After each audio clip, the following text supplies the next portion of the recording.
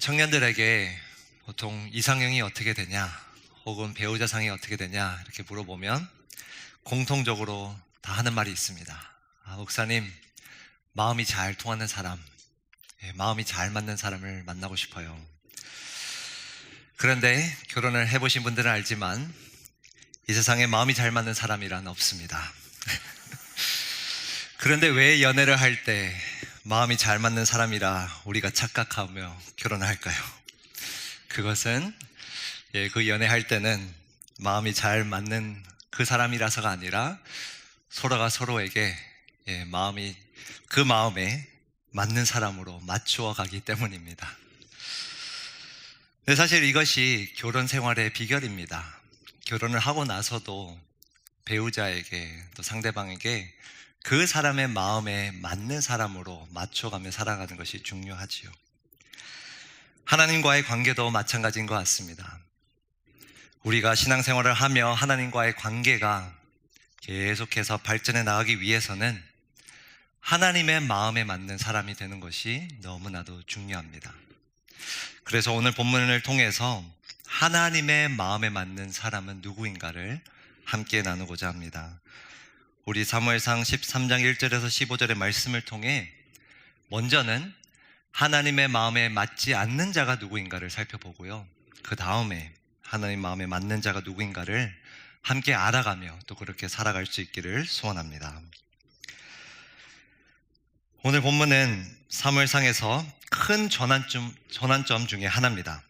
지금까지 사울이 왕으로 이제 세워졌고 승승장구했는데 13장에서부터 사울의 몰락이 시작이 됩니다.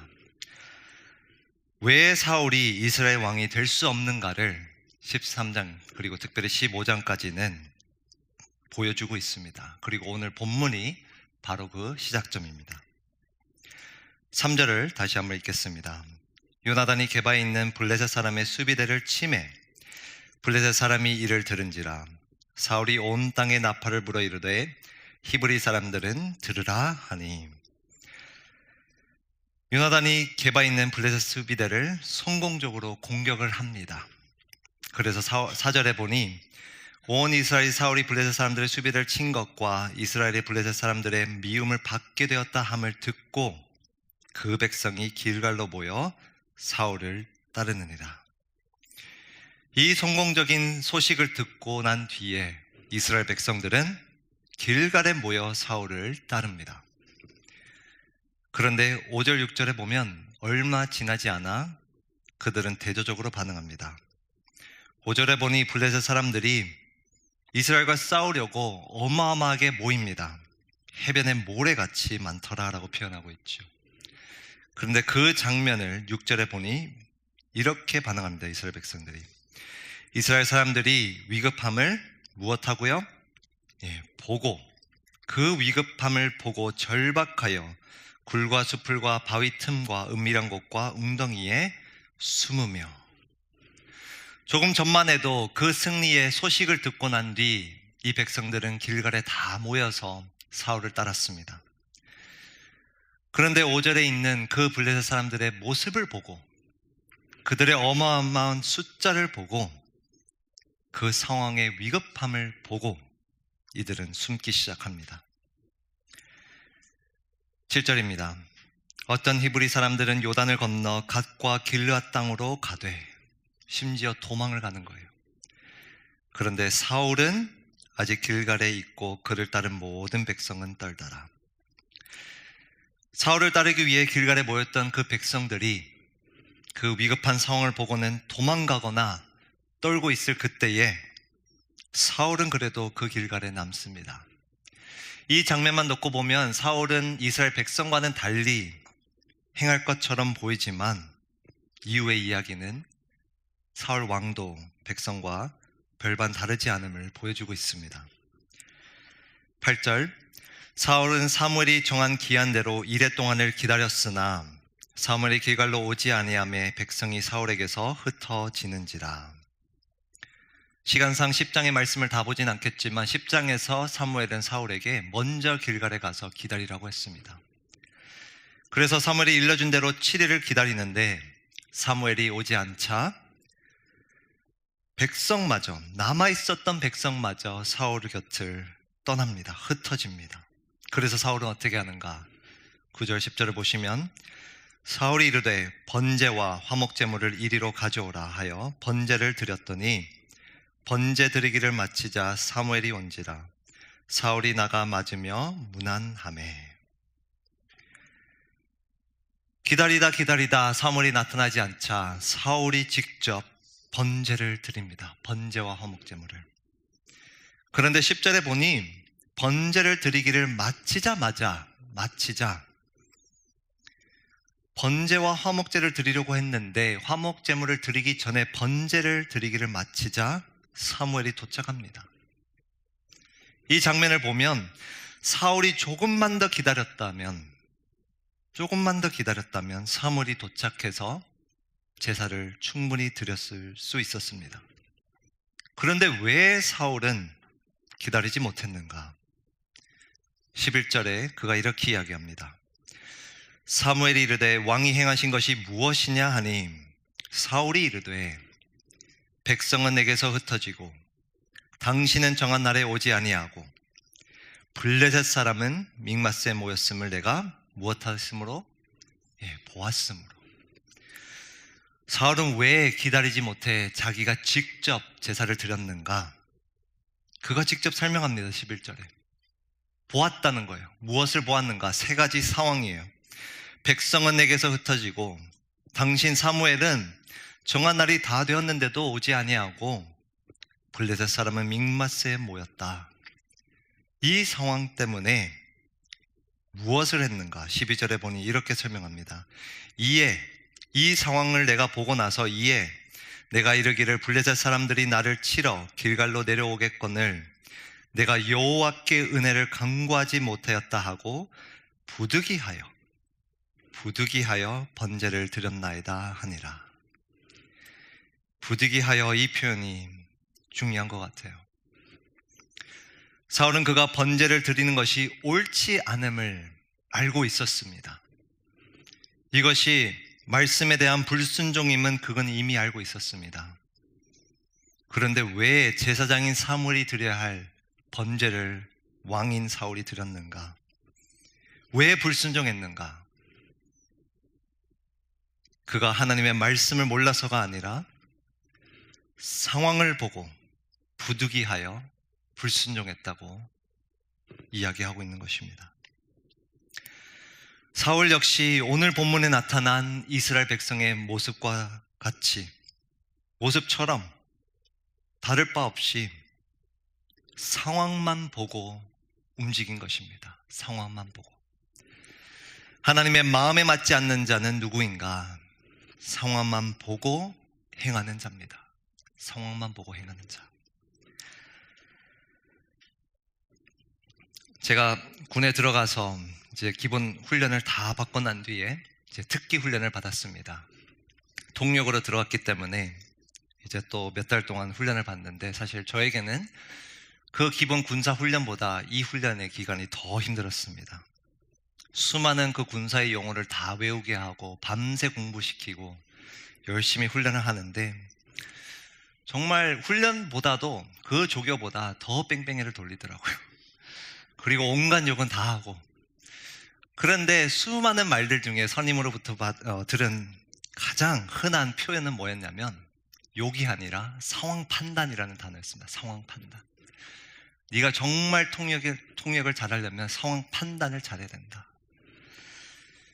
무슨 말이냐면 상대방의 말을 정확하게 번역하는 것도 너무 중요하지만 상황을 보고 그 상관의 눈치를 보고 때로는 빼야 할 말은 빼고 조금 적절하게 표현을 바꿀 필요가 있다. 이런 말을 많이 강조를 하더라고요.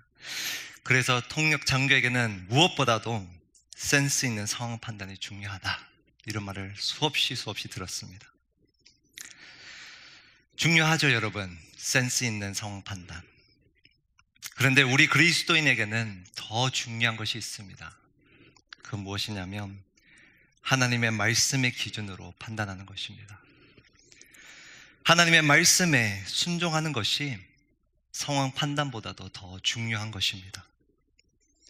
그런데 오늘 이 본문을 보니 그 이스라엘 백성은, 사울은 상황만 보고서는 움직인 것입니다. 그리고 우리 역시 사울처럼 부득이하게, 상황 때문에 부득이하게 불순종할 때가 종종 있습니다. 하나님 말씀에 온전히 순종하기보다 상황을 보고 판단하고 움직이는 것이죠. 상황에 따라 예배를 드리기도 하고, 상황이 안 되면 예배를 안 드리고, 상황에 따라 말씀을 잘 지키다가도 상황에 따라 말씀을 저버립니다. 그리고 저희 역시도 사울과 같이 합리화하는 거죠. 부득이하게 상황이 이런데 어쩔 수 없지 라는 말로 불순종을 합리화합니다. 그런데 오늘 본문은 이러한 자는 하나님의 마음에 맞지 않는 자라고 분명하게 말씀해 주고 있습니다. 상황만 보고 행하는 자가 하나님의 마음에 맞지 않는 자라면, 반대로 하나님의 마음에 맞는 자는 누구일까요? 오늘 본문 13절 말씀입니다. 우리 상반절만 함께 한 목소리로 읽겠습니다. 시작. 사무엘이 사울에게 이르되 왕이 망령되게 행하였도다. 왕이 왕의 하나님 여호와께서 왕에게 내리신 명령을 지키지 아니하였도다. 사무엘은 상황만 보고 부득이하게 움직인 그 사울의 결정 또 행동, 그것을 망령된 행동이라 표현합니다. 아주 적나라한 표현이. 그리고 분명하게 그가 하나님 여호와께서 내리신 명령을 지키지 않았음을 강조하고 있습니다. 불순종임을. 그리고 그 불순종의 결과를 13절 하반절부터 이렇게 설명합니다. 그리하였더라면, 사울 왕 당신이 순종했더라면, 성만 보고 움직이지 않았더라면 여호와께서 이스라엘 위에 왕의 나라를 영원히 세우셨을 것이거늘 지금은 왕의 나라가 길지 못할 것이라. 여호와께서 왕에게 명령하신 바를 왕이 지키지 아니하였으므로 여호와께서 그의 마음에 맞는 사람을 구하여 여호와께서 그를 그의 백성의 지도자로 삼으셨느니라 하고, 사울이 상황만 보고 움직였기 때문에, 불순종했기 때문에 하나님이 더 이상 이제 사울을 왕으로 사용하지 않겠다라고 선언하는 것입니다. 그러면서 그가 14절에 이렇게 표현해요. 여호와께서 그의 마음에 맞는 사람을 구하여 새로운 지도자를 세우시겠다 말씀합니다. 우리는 알죠. 그 다음 새로운 지도자가 누군지. 그 사람은 다름 아닌 다윗입니다. 하나님의 마음에 맞는 사람, 다윗. 분명 사무엘은 이 이야기를 하면서 다윗을 가리키고 있어요. 그런데 사무엘상을 읽어보면 사무엘상 저자는 다윗이 왕으로 세우기 전에 하나님의 마음에 맞는 사람이 누구인가를 그 전에 우리에게 일러줍니다. 그의 마음에 맞는 사람, 이 표현이 다윗이 왕으로 세워지기 전에 사실은 다시 한번 등장을 해요. 14장 6절 말씀입니다. 이것도 한 목소리로 읽겠습니다. 시작.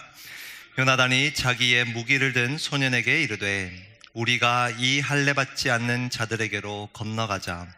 여호와께서 우리를 위하여 일하실까 하노라. 여호와의 구원은 사람이 많고 적음에 달리지 아니하였느니라. 14장에서 사울의 아들 요나단이 아버지 몰래 블레셋 사람을 치러 떠납니다. 그런데 놀라운 것은 군대를 데려간 것이 아니에요. 자기의 무기를 든 자, 이 소년 한 사람만 데리고 단 둘이 떠납니다. 13장의 그 상황처럼 요나단 역시 수적 열세에 놓였어요. 아니, 더하면 더했지 이스라엘 백성이 사울이 놓였던 그 상황보다 훨씬 더 어려운 상황이었습니다. 근데 그가 이렇게 고백하는 거예요. 우리가 이 할례 받지 않는 자들에게로 건너가자.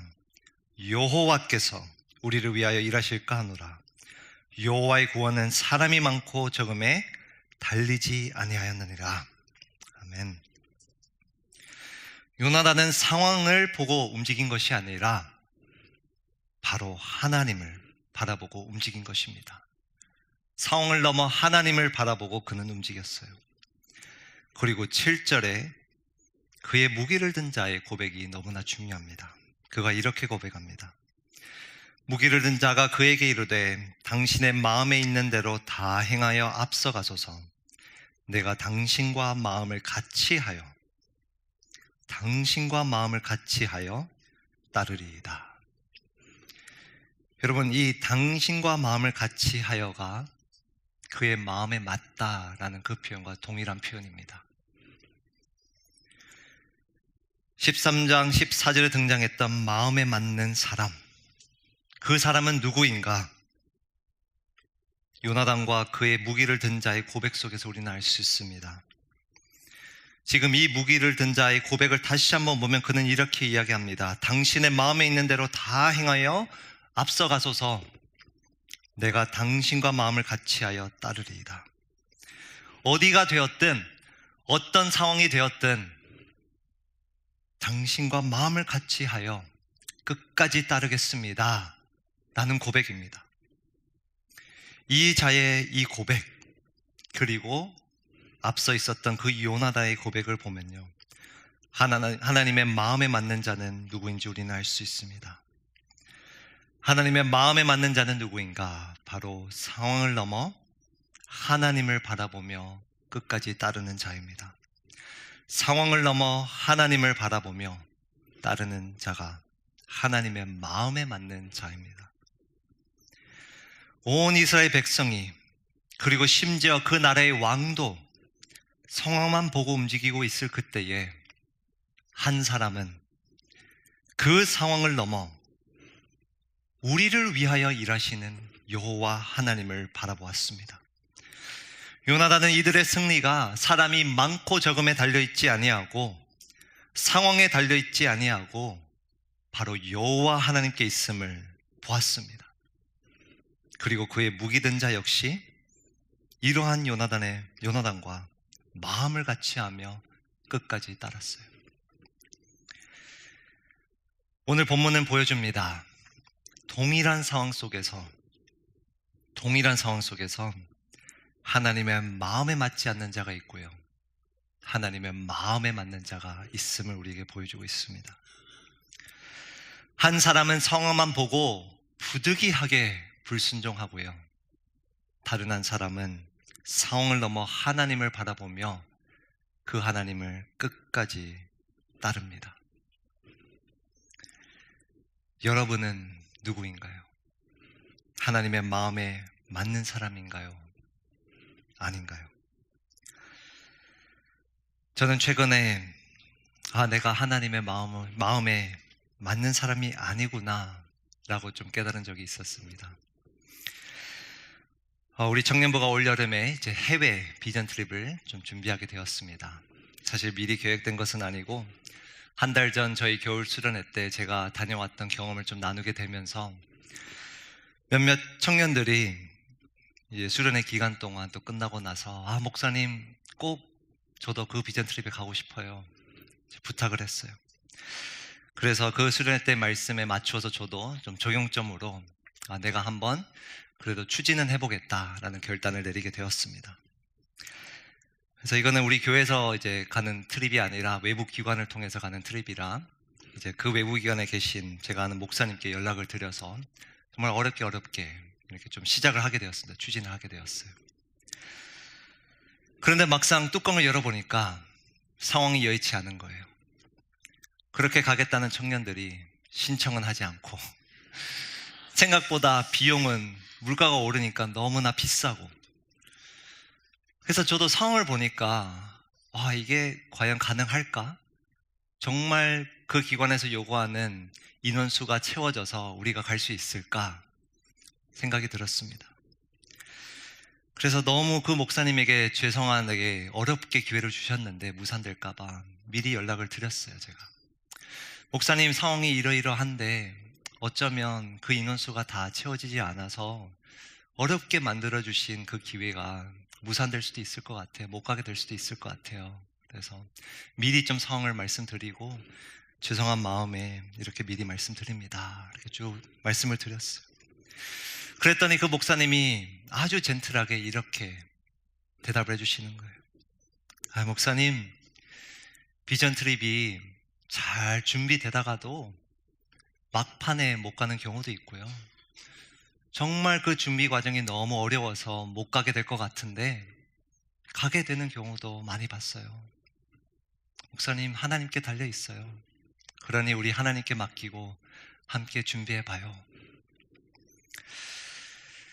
그 목사님은 그저 수십 번의 비전 트립을 다녀온 경험을 토대로 아주 그냥 젠틀하게 말씀해 주신 말씀이었는데 저는 그 목사님의 말씀이 천둥 소리처럼 들렸습니다. 내가 지금 상황만 보고 움직이고 있구나. 하나님을 바라보지 못하고 있구나. 그 목사님의 말씀이 하나님의 말씀으로 들렸어요. 나를 책망하시는 말씀으로. 모든 사역이 하나님께 달려있는데 내가 그 하나님을 바라보고 있지 못했구나. 오늘 본문 말씀은 우리에게 일러줍니다. 하나님의 마음에 맞는 자는 상황을 보고 판단하고 움직이는 자가 아니라 그 모든 상황을 다스리시는 하나님을 바라보며 그 하나님을 끝까지 다루는 자인 줄 믿습니다. 너무나 혼란스럽고 또 상황이 급변하는 이 시대 속에서 저와 여러분들이 그 하나님을 바라보며 하나님의 마음에 맞는 자가 되시길 주님의 이름으로 축복합니다.